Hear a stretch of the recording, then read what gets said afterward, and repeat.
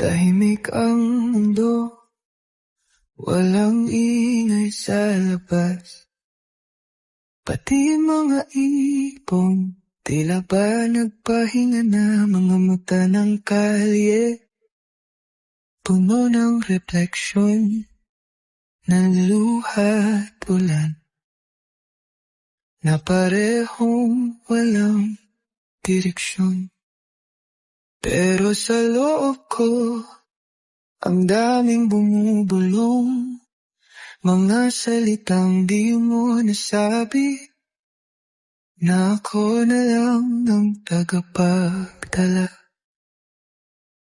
Tahimik ang mundo, pero hindi ang puso. Sa bawat segundo, ikaw ang laman nito. Tahimik ang gabi,